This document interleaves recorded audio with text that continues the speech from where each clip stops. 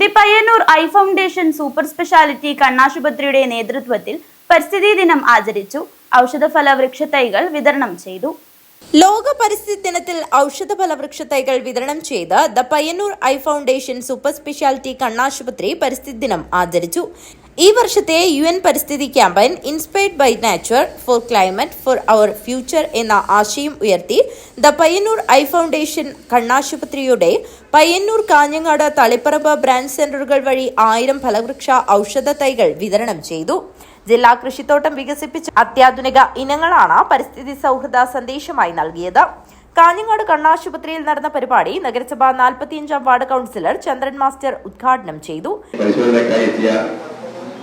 ആൾക്കാരെ, സുഹൃത്തുക്കളെ, ഇന്നത്തെ ഈ ജൂൺ 5 പരിസ്ഥിതി ദിനത്തെ കുറിച്ച് ധാരാളം പറയാനുണ്ട്. കാരണം ഇപ്പോൾ നമ്മുടെ പരിസ്ഥിതിയെ, പ്രകൃതിയെ തന്നെ ചൂഷണം ചെയ്ത് നശിപ്പിച്ചുകൊണ്ടിരിക്കുന്നത് കാലഘട്ടമാണ്. പലതരത്തിലും.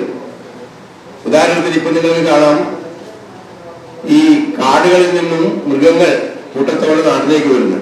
അത് നമ്മുടെ പരിസ്ഥിതിയെ നശിപ്പിക്കുന്ന ഒരു കാരണം കൊണ്ട് തന്നെയാണ്. അതുപോലെ തന്നെ നമ്മുടെ പുഴകളും മലകളും നമ്മൾ നശിപ്പിക്കുന്നു. അതിന്റെ പ്രത്യാഘാതമായി നമുക്ക് ഉണ്ടാകുന്ന കാര്യങ്ങളൊക്കെ നിങ്ങൾ കഴിഞ്ഞ വർഷവും അതിന്റെ വർഷവും ഒക്കെ കണ്ടും കേട്ടു അറിഞ്ഞതാണ്. വെള്ളപ്പൊക്കം, അതുപോലെ പല കാര്യങ്ങളും. നമ്മുടെ വീട്ടുകാർ തന്നെ നിങ്ങൾ കാണാൻ ചെയ്യുന്ന ഒരു കാര്യം നിങ്ങൾ നോക്കിയിട്ടുണ്ടാവും, പ്ലാസ്റ്റിക്. ആ പ്ലാസ്റ്റിക് അവര് വീടുകളിൽ വെച്ച് തന്നെ കത്തിക്കുന്ന എത്രയോ അവസ്ഥ ഞാൻ തന്നെ നേരിട്ട് കണ്ടിട്ടുണ്ട്. ചടങ്ങിൽ ഡോക്ടർ കീർത്തി പൈ, ഡോക്ടർ ജയേഷ്മ എന്നിവർ സംസാരിച്ചു.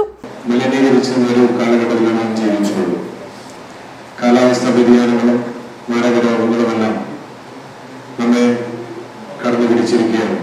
ഈ അവസരത്തിൽ the Payyanur eye foundation Kanhangad branch ഇന്ത്യയുടെ എത്തിയിരിക്കുന്ന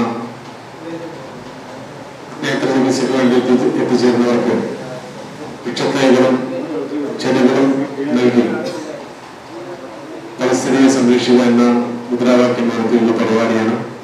ഈ പരിപാടി ഔപചാരികമായി ഉദ്ഘാടനം ചെയ്യുന്നത് ആശുപത്രി അഡ്മിനിസ്ട്രേറ്റർ സാവിത്രി അധ്യക്ഷത വഹിച്ചു. PRO സന്തോഷ് പാലായി സ്വാഗതം പറഞ്ഞു.